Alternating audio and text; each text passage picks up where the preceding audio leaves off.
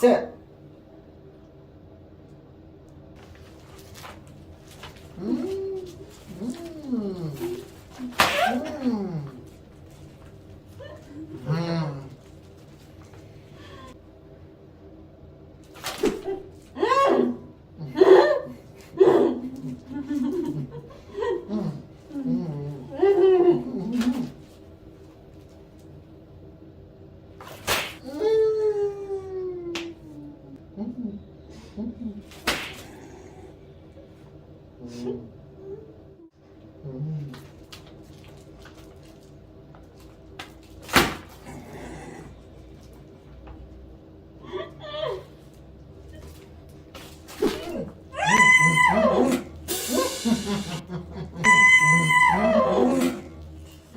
یکیچی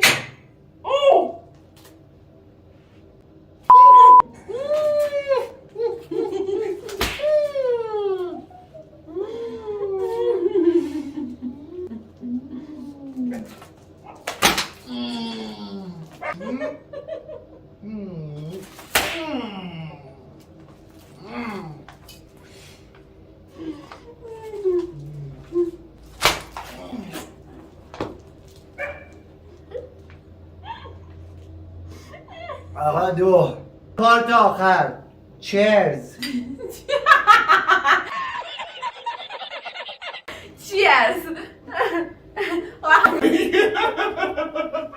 خیلی نامرده. من یعنی کوچکترین چیز خندم میگیره آقا چه گناهی کردم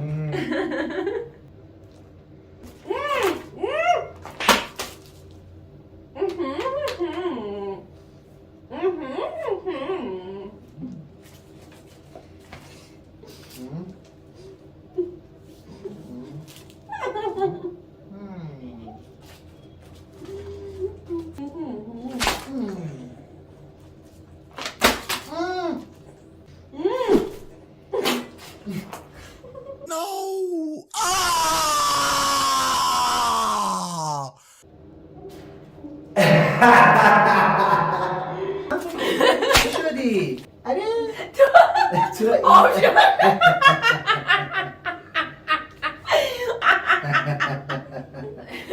آقا من نمیدونم چرا خندم میگیره آقا میخوای مجازات رو حملی کنیم مجازات رو میخوای مجازات رو میخوای عملی کنیم مجازات رو عملی کنیم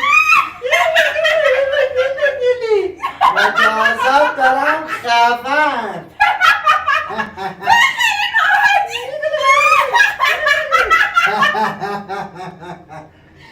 مجازات داریم آبی پاشی بیرون آبی پاشی بیرون نه عزیزم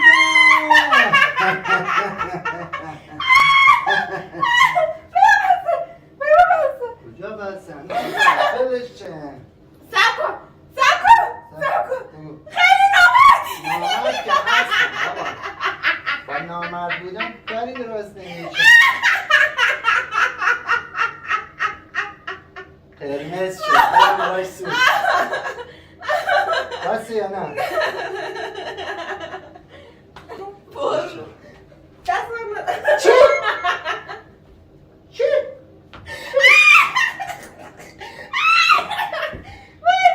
چی پرده به تو باشی؟